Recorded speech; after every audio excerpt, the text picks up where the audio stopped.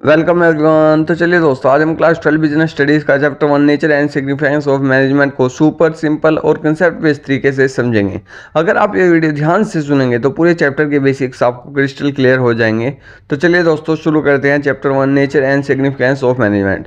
तो चलिए दोस्तों, सबसे पहले बात करते हैं व्हाट इज मैनेजमेंट। मैनेजमेंट क्या है? मैनेजमेंट का मतलब होता है getting things done through others efficiently और इफेक्टिवली। अब बात करते हैं इफेक्टिवनेस क्या होता है। इफेक्टिवनेस का मतलब होता है राइट काम करना और टाइम पे रिजल्ट लाना। और वहीं बात की जाए एफिशिएंसी की, एफिशिएंसी का मतलब होता है रिसोर्सेज जैसे कि टाइम, मनी, मैन पावर का बेस्ट यूज़ करना, वेस्टेजेस को अवॉइड करना। एग्जाम्पल के तौर पर समझते हैं, अगर एक कंपनी 100 शर्ट्स का ऑर्डर 10 दिन में कंप्लीट कर लेती है बिना ज़्यादा कॉस्ट बढ़ाए तो वो इफेक्टिव भी है और एफिशिएंट भी। वहीं बात की जाए करेक्टरिस्टिक्स ऑफ मैनेजमेंट की, मैनेजमेंट के कुछ इंपॉर्टेंट फीचर्स या करेक्टरिस्टिक्स होते हैं। वहीं बात की जाए नेचर भी कह सकते हैं। Number 1, goal oriented. हर ऑर्गेनाइजेशन किसी गोल को अचीव करने के लिए काम करती है, तो इसलिए इसको गोल ओरिएंटेड भी कहा गया है। परवेसिव। Number 2, pervasive. हर जगह अप्लाई होता है, यह एक यूनिवर्सल फिनोमिना है। जैसे कि बिजनेस, स्कूल, हॉस्पिटल, सब जगह मैनेजमेंट की ज़रूरत होती है, तो इसलिए और परवेसिव कहा गया है। वहीं बात की जाए तीसरे फीचर की, मल्टी डायमेंशनल। 3 चीज़ों को मैनेज करता है, वर्क, पीपल, ऑपरेशन। किसी ऑर्गेनाइजेशन में 3 चीज़ें ही होती है। नंबर 1, वर्क यानी कि कोई काम करना। नंबर 2, पीपल जो उस काम को अंजाम देंगे। नंबर 3, ऑपरेशन उन लोगों द्वारा जो काम किया जाता है उनको मॉनिटर किया जाता है, तो उनको ऑपरेशंस कहते हैं। तो इसलिए मल्टी डायमेंशनल कहा गया है मैनेजमेंट को, क्योंकि इसमें वर्क, पीपल, ऑपरेशन तीनों का कॉम्बिनेशन चलता है चीज़ों को मैनेज करके।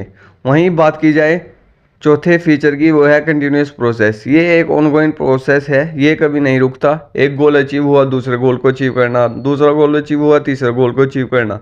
वहीं बात की जाए पांचवें फीचर की, ये एक ग्रुप एक्टिविटी है। मैनेजमेंट तभी होता है जब लोग मिलकर काम करते हैं, यानी कि कोऑर्डिनेशन।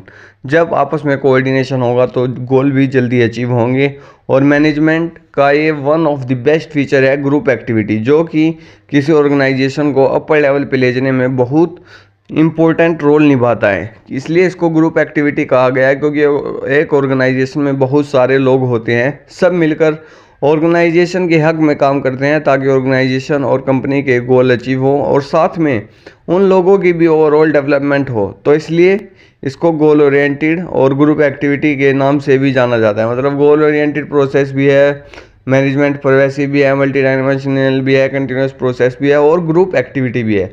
तो इसके करेक्टरिस्टिक्स थे, 5 इंपॉर्टेंट करेक्टरिस्टिक्स है, आप लर्न कर लीजिए, एग्जाम पॉइंट ऑफ व्यू से बहुत महत्वपूर्ण है। वहीं बात की जाए ऑब्जेक्टिव ऑफ मैनेजमेंट के, मैनेजमेंट के ऑब्जेक्टिव 3 लेवल पर होते हैं, organisational objective, social objective, personal objective. Organisational objective यानी कि प्रॉफिट कमाना, ग्रोथ और सर्वाइवल, इसमें 3 होते हैं। पहले प्रॉफिट कमाना, फिर धीरे धीरे ग्रोथ होएगी, और सर्वाइवल यानी कि लॉन्ग टर्म के लिए सर्वाइव कर पाएगी कि नहीं ऑर्गेनाइजेशन। दूसरा ऑब्जेक्टिव होता है सोशल ऑब्जेक्टिव, सोसाइटी के लिए कुछ करना, जैसे कि पोल्यूशन कंट्रोल करना, एम्प्लॉयमेंट देना, सैनिटेशन फैसिलिटीज़ देना। सोशल ऑब्जेक्टिव यानी कि मतलब सोशल, बेसिक तौर पे सोशल वेलफेयर करना। वहीं बात की जाए तीसरे ऑब्जेक्टिव की, पर्सनल ऑब्जेक्टिव, पर्सनल यानी कि एम्प्लॉयज़, पर्सनल वर्ड रिलेटेड है एम्प्लॉयज़ से, पर्सनल या पर्सनल मतलब कुछ भी कह सकते हैं।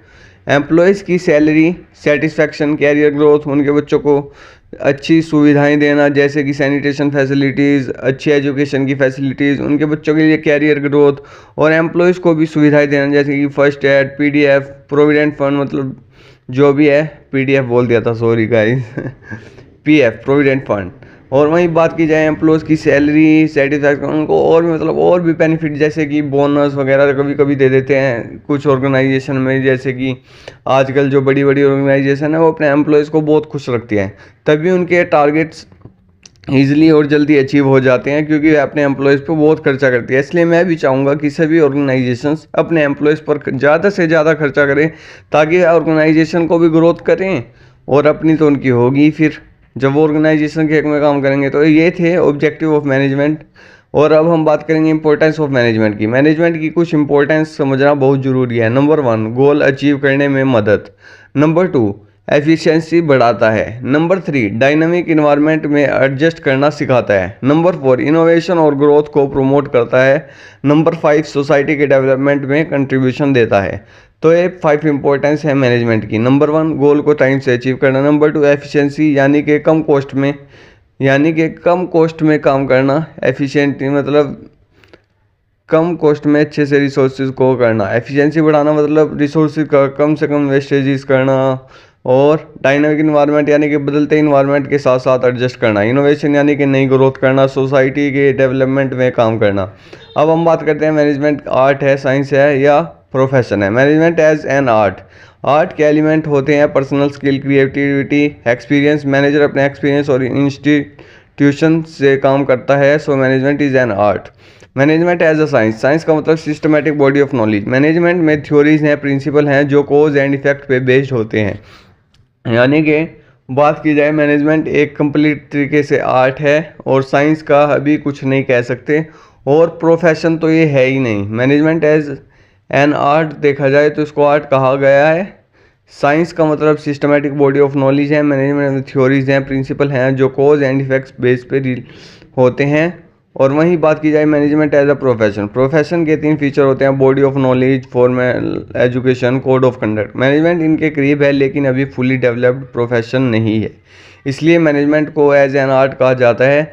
Management as an art and science भी कहा जाता है क्योंकि इन दोनों के कुछ मिक्स हैं, जो फीचर्स हैं वो मिक्स हैं, इसलिए इसको मैनेजमेंट बहुत साइंस एज एन आर्ट कहा गया है लेकिन कंप्लीट प्रोफेशन नहीं है, क्योंकि यह इनके करीब है लेकिन इनको कहा नहीं गया है।